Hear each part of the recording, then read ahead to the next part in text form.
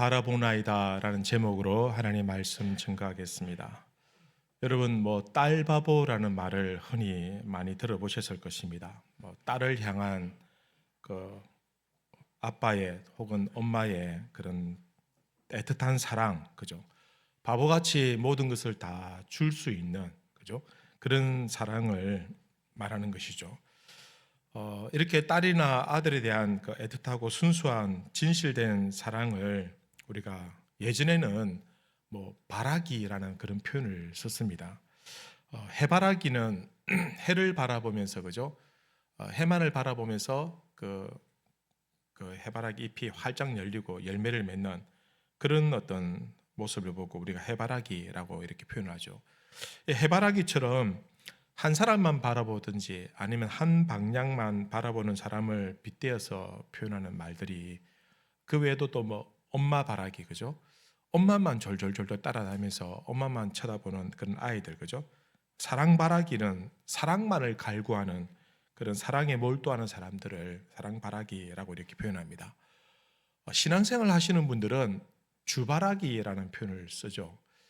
예전에는 주바라기라는 그런 선교 단체도 있었습니다만은 주님만을 바라보고 주님께만 관심과 애정을 쏟아붓는 사람들, 그죠? 오늘 본문 말씀에 보면 주만 바라보나이다라고 이렇게 말하는 사람이 있습니다. 12절 보시면 이렇게 표현합니다. 우리 하나님이여 그들을 징벌하지 아니하시나이까. 우리를 치러 오는 이 큰 무리를 우리가 대적할 능력이 없고 어떻게 할 줄도 알지 못하옵고 오직 주만 바라보나이다. 여러분, 이 말은 여호사밧이라는 왕이 주변에 있는 그런 나라들이 연합으로 이 유다를 공격해 왔을 때 그때 이것을 감당할 수 있는 그런 능력이 안 되고 이걸 어떻게 해낼 수 없는 그런 위기를 맞이했을 때 이 여호사밧이라는 왕이 하나님께 기도하는 내용 중에 하나입니다. 그들은 연합국을 통해서 이렇게 쳐들어오니까 여호사밧이 두려웠던 것이죠. 이제 곧 가까이 다가와 있는 그 적들을 바라보면서 하나님, 우리는 이 큰 무리들을 대적할 능력이 없습니다. 어떻게 해야 될지 모르겠습니다. 오직 주님만 바라봅니다 라고 이렇게 말하는 겁니다. 주님만 바라본다라고 할 때 우리가 애틋한 마음으로 마치 아이들이 아장아장 걷는 것을 흐뭇하게 쳐다보는 그런 어떤 표현이 아닙니다. 사실은 오늘 이 말씀은 훨씬 더 절박하고 더 간절하고 어쩌면 죽을 수도 있는, 어쩌면 나라가 망할 수도 있는 이 절체절명의 위기 앞에서 하나님만 바라봅니다. 우리는 다른 방법이 없습니다 라고 간절히 부르짖는 것입니다. 사랑하는 성도 여러분, 우리 인생의 위기를 만나고 어려움을 만날 때가 있지 않습니까? 아무 고난도 없이 평안하게 사는 사람이 어디 있겠습니까? 우리 인생의 위기를 만날 때 우리가 아무 능력도 없고 내 감당할 힘이 없을 때, 여러분 오늘 여호사밧처럼 오직 주님만 바라봅니다 라고 고백할 수 있는 우리 성도님들 되시기를 바랍니다. 여러분, 바라보다라는 이 단어가 히브리어로는 나바트라는 단어를 사용합니다. 이 나바트라는 단어가요, 단순하게 어떤 한 곳의 시선을 응시하는 이런 의미가 아니라 사실은 여기에 마음을 담아서 또 기대감을 가지고 주목한다라는 그런 뜻을 가지고 있는 단어입니다. 그래서 오직 주님만 바라봅니다 라고 말할 때에 그냥 주님만 쳐다보는 것이 아닙니다. 하나님을 향한 기대하는 마음이 있고 하나님을 기대고자 하는, 하나님의 도움을 간절하게 요청하는 그런 마음가짐으로 바라보는 것, 이것이 나바트라는 단어가 가지고 있는 의미입니다. 오늘 많은 사람들이 하나님을 쳐다보기는 합니다. 그러나 바라보지 않는 경우들이 많습니다. 쳐다보는 것하고 바라보는 것이 어떻게 보면 비슷한 의미인 것 같지만 굳이 구분한다면 그 단어가 사용되는 상황이나 뉘앙스에 따라서 의외로 큰 차이를 가지고 있습니다. 쳐다보는 것은 어떤 시선을 고정해서 단순하게 보는 것이지만 바라보는 것은 마음을 담아서 응시하는 것입니다. 쳐다보는 것은 사실은 좀 더 가치 중립적입니다. 때로는 부정적일 때가 있습니다. 하지만 바라보는 것은 긍정적인 마음으로 바라보는 겁니다.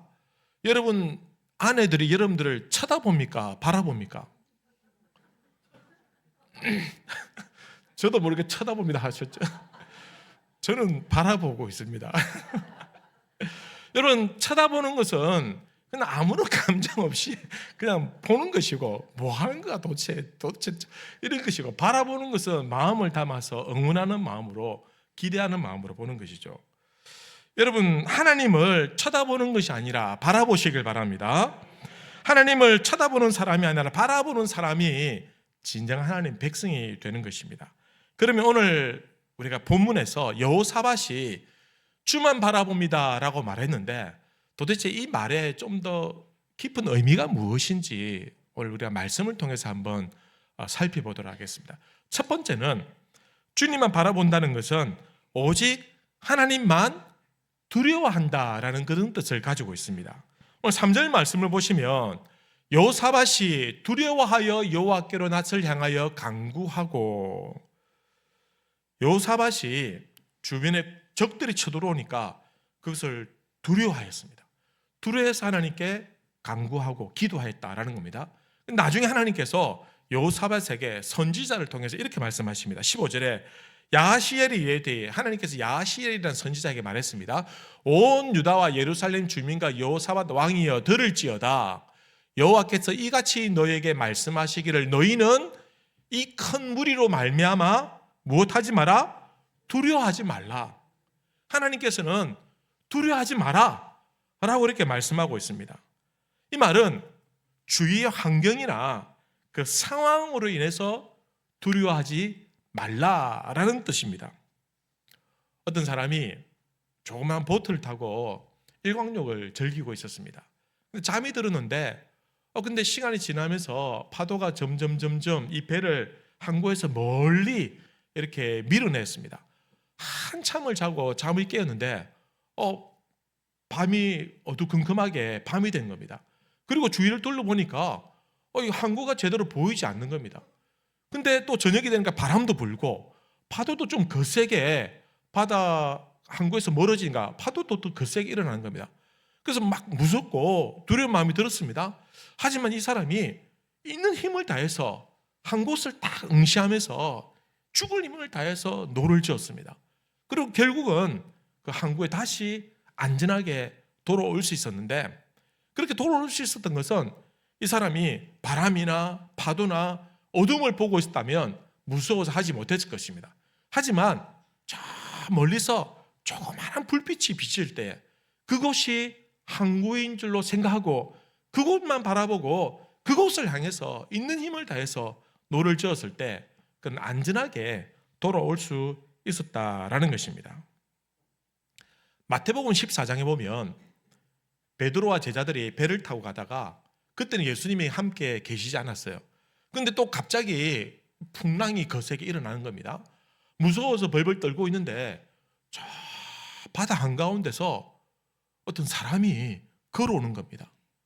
사람들은 유령인 줄 알고 더 무서워했는데 예수님께서 내다 두려워하지 말라 라고 하니까 베드로가 어디서 그런 용기가 생긴지, 만약에 예수님이면 저도 예수님처럼 바다 위를 걸어오게 하십시오 라고 하니까 예수님께서 그래 걸어오너라. 진짜 베드로가 용기를 내서 바다를 발을 딛는 겁니다. 근데 바다에 빠지지 않고 진짜 걸을 수 있었어요. 그래서 그렇게 걸어가고 있는데 갑자기 옆에서 바람이 확 불고 파도가 일어나니까 그것 때문에 이 베드로가 무서운 마음이 들었어요. 근데 무서운 마음이 드는 동시에 그가 점점 바다로 빠져들게 되더라는 겁니다. 그래서 예수님께서 그를 건져주시고는 왜 무서워하느냐, 왜 두려워하느냐. 베드로가 왜 두려워했습니까?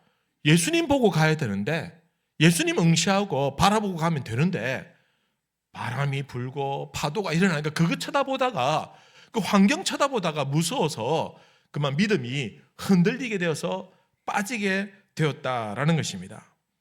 여러분, 하나님 바라보다가 다른 것 바라보게 되면은 믿음이 흔들리기 마련입니다. 베드로가 환경을 바라볼 때 무서워하였던 것처럼 우리가 주위에 일어나는 문제들이나 환경 그것만 쳐다보고 있으면 우리 믿음도 흔들려서 베드로처럼 바다에 빠지게 되더라라는 것입니다.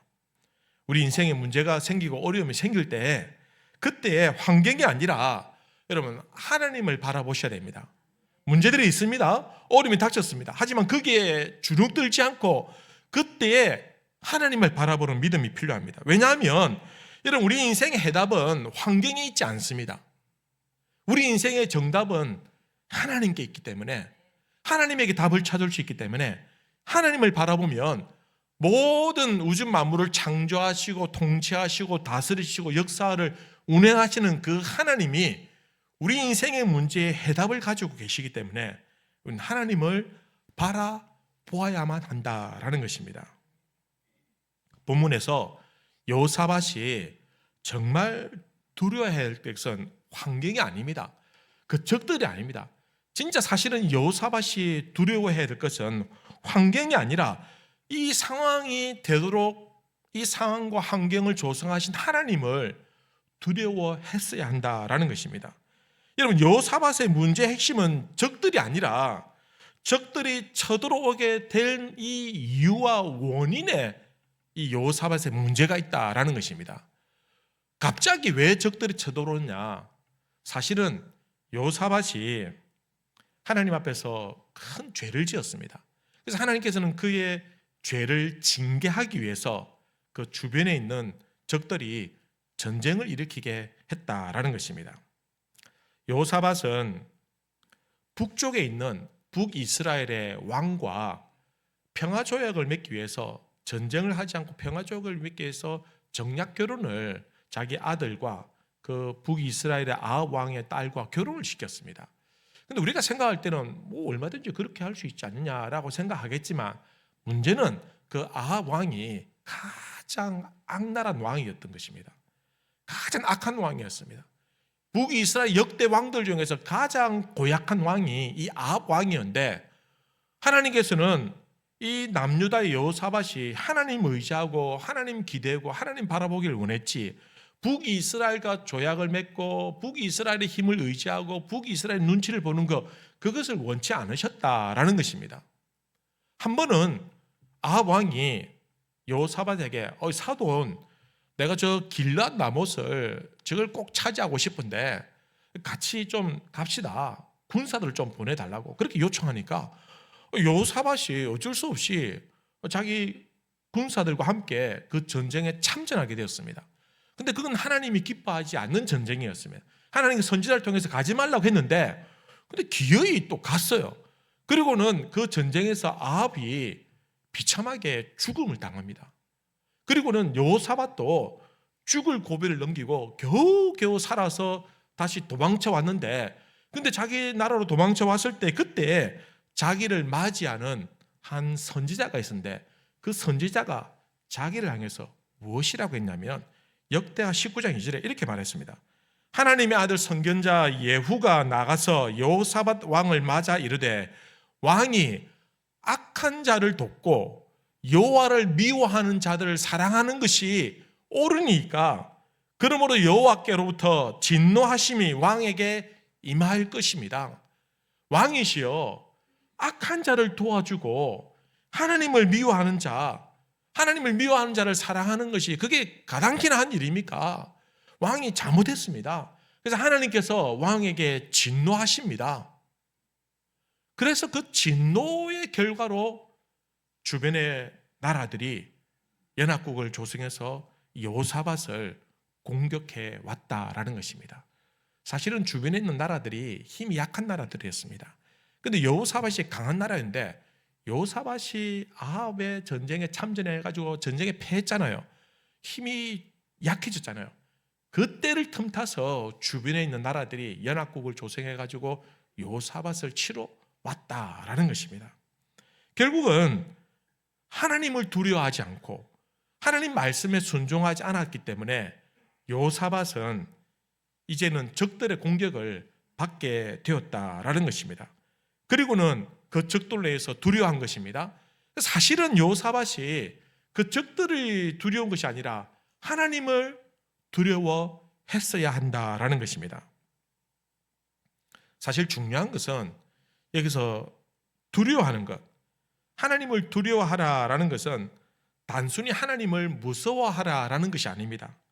우리가 잘못하면 하나님이 벌을 주고 심판하는 그런 무서운 하나님, 하나님은 그런 하나님이 아닙니다. 여러분, 하등 종교는 신이, 인간이 뭘 잘못하면 신이 벌을 주고 뭐 저주를 내리고, 그래서 인간이 그 저주와 벌이 무서워서 어쩔 수 없이 억지로 그 신의 요구대로 따라가는 것, 이건 하등 종교입니다. 우리 기독교는 어떤 종교냐? 우리 기독교는 하나님께서 우리를 벌 주시고 책망하는데 그치지 아니하고, 우리가 잘못했을 때 그 하나님을 두려워하고 더 나아가서 하나님을 경외하는 것, 이것이 바로 우리 기독교의 신앙의 핵심이다라는 것입니다. 여러분, 두려움이라는 이 단어가 히브리어로 야레라는 단어를 사용합니다. 이 야레라는 단어는 사실은 다른 성경에 보면 다른 뜻으로 사용될 때가 있습니다. 우리가 잘 아는 말씀 중에 잠언 1장 7절을 보면 여호와를 경외하는 것이 지식의 근본이거늘, 여기서 경외하는 것, 여기에 야레라는 단어를 사용한 겁니다. 즉 하나님을 경외하는 것은, 또 다른 성경에 보면 잠언 9장에 보면 여호와를 경외하는 것이 지혜의 근본이요 라고 말하고 있습니다. 하나님을 경외한다라고 할 때 이 단어를 사용한 겁니다. 그래서 성경에서는 두려움이라는 단어가 하나님을 경외한다라는 단어로 사용될 때가 많습니다.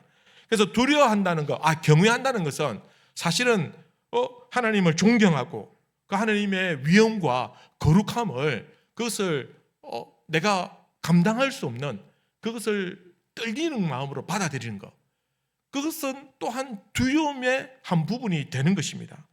하나님을 경외하는 것은 하나님을 향한 존경과 거룩함에 대한, 그리고 단순한 공포나 두려움이 아니라 하나님의 능력과 위엄과 그 사랑에 대해서 감탄하는, 그래서 깊은 경외심이 바로 이 야레라는 단어가 가지고 있는 의미가 된다라는 것입니다. 그래서 여러분, 두려움은 경외감의 출발점이 되기도 합니다. 경외는 사랑 앞에서, 하나님의 사랑 안에서 두려움이 점점 성숙해질 때 그 두려움이 경외감으로 바뀌게 된다라는 것입니다. 하나님을 경외한다라는 것은 하나님의 그 위엄 앞에서, 하나님의 그 권능과 능력 앞에서 우리 인간이 무릎을 꿇고 하나님의 사랑과 긍휼 앞에서 그분을 높이면서 따르면서 그분을 존중하는 것이, 이것이 바로 경외 아닙니까? 그 경외감 가운데에 하나님을 두려워하는 마음도 포함이 된다라는 것입니다. 여러분, 예를 들어서 어린아이가 불을 무서워하죠, 그죠? 불이 오면은 뭐 데일까 싶어서 무서워하면서 불을 멀리합니다. 그런데 아빠가 그 불을 사용해서 맛있는 요리를 한다든지, 그 불을 통해서 가족이 따뜻하게 지낼 수 있도록 해준다든지, 그러면은 그 아이는 불은 무서워하되, 두려워하되, 그러나 더 이상 그 불을 멀리하지 아니하고 오히려 불을 사용할 줄 아는 지혜를 갖게 된다라는 것입니다.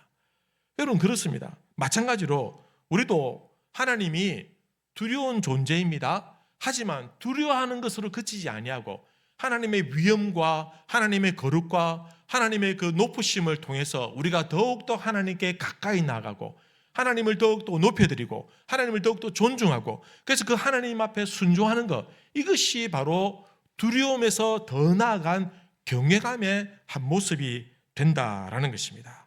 사랑하는 성도 여러분, 하나님을 두려워하십시오. 하지만 거기에 그치지 말고 더 나아가서 하나님을 경외하는 주의 백성들이 되시길 바랍니다. 우리 기독교는 하나님을 경외하는 것입니다. 그 두려움이 무르익어서 하나님을 높여드리는 것입니다. 여러분, 어릴 때 학교에서 막 장난을 치면 선생님이 너희 둘이 일어나, 어느 녀석들이 말이야 밖에 나가 손 들고 서 있어, 이러지 않습니까? 그런 일 안 당해보셨습니까?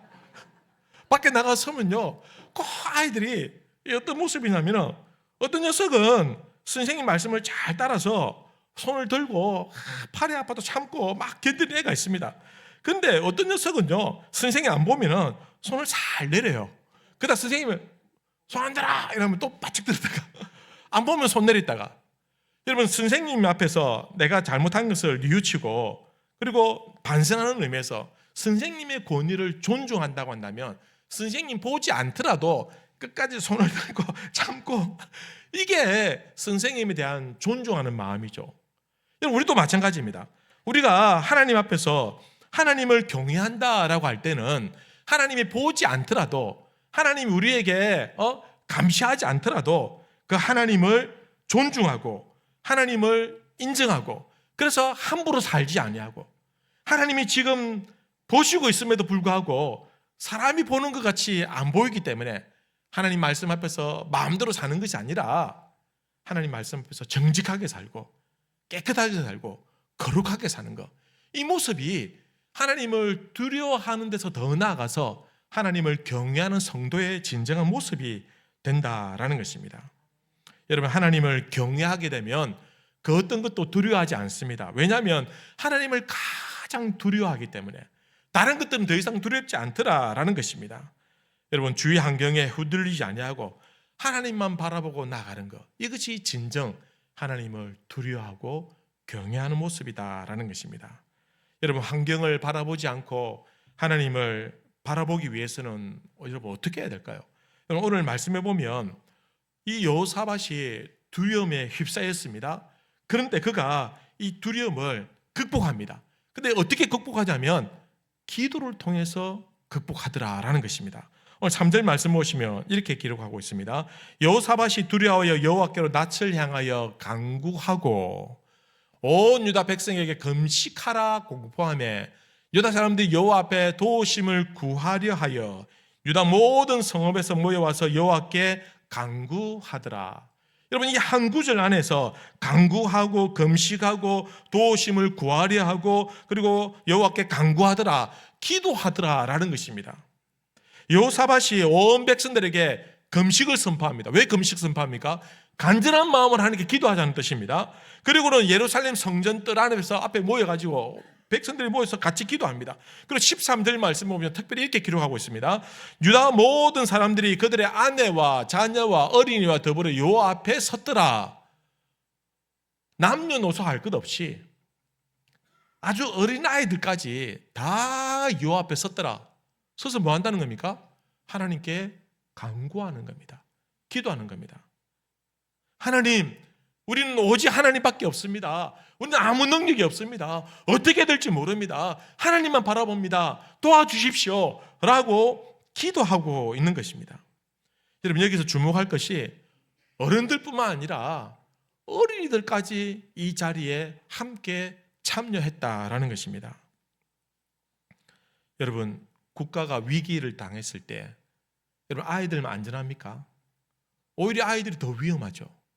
그러니 기도하는 자리에 누가 있어야 됩니까? 아이들이 있어야 됩니다. 여러분, 가정에 어려움이 있다, 위기를 만났다, 너희는 그냥 막 학교 다니고 너희는 막 알아서 해라, 우리 하던 대로 해라, 우리만 부모님만 기도할게, 그러시면 안 됩니다.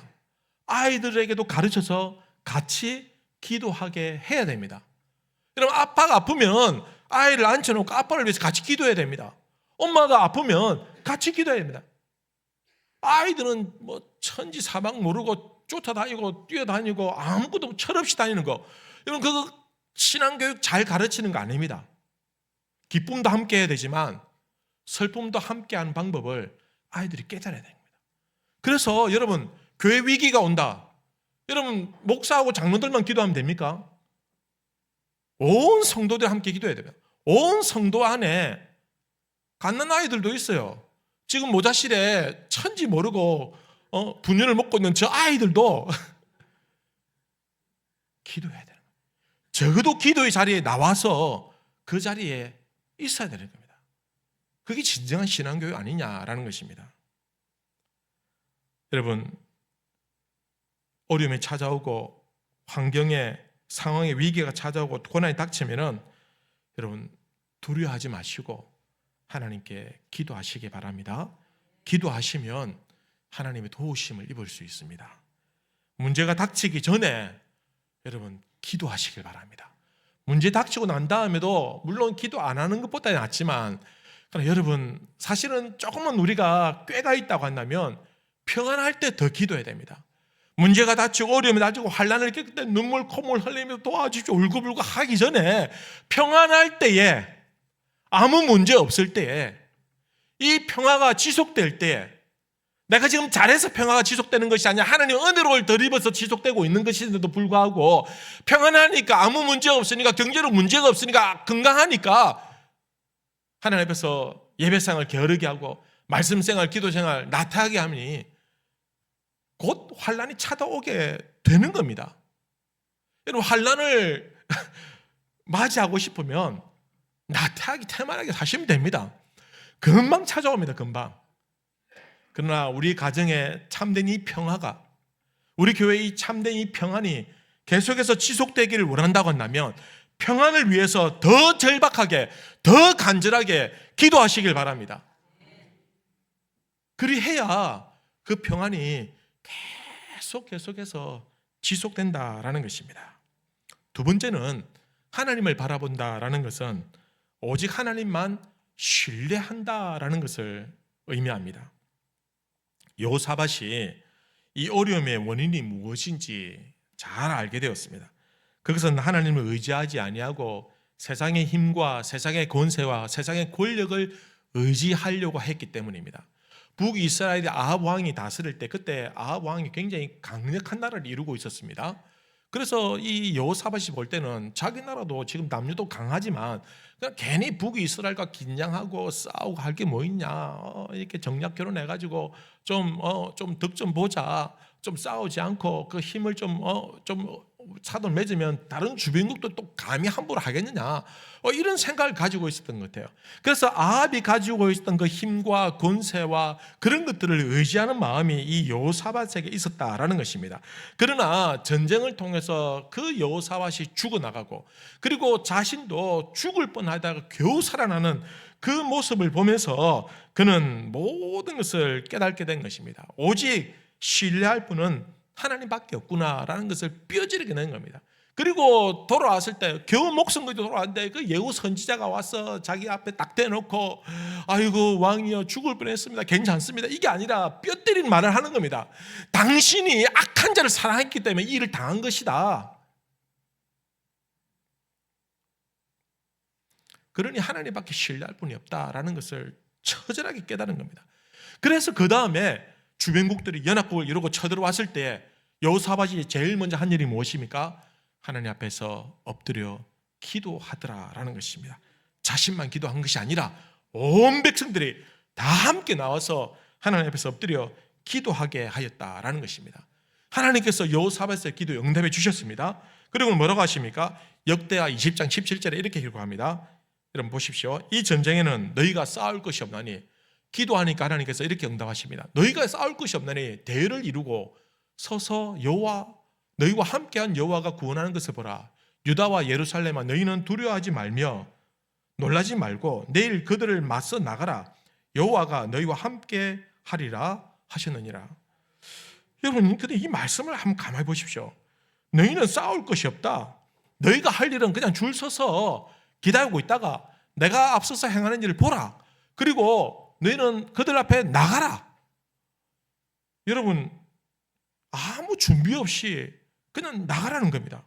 뭐 창을 준비하고 칼을 준비하고 뭐 군사 훈련을 하고 이런 게 아니라 그냥 대를 이루고 내가 너희들을 구원하는 그냥 구경만 해라 라고 말씀하고 있는 겁니다. 여러분, 이 말을 여러분 신뢰한다는 것이 사실은 쉽지 않습니다. 여러분, 지금 당장 저기 칼을 들고 죽이려고 달려들고 있고 있는데 그들을 가만히 보면서 태평스럽게 줄 맞춰가지고 우리 나가자 하고 나간다는 게 이게 가능하냐? 이게 가능하겠습니까? 여러분, 남의 일이라고 그렇게 쉽게 생각하시면 안 됩니다. 이거.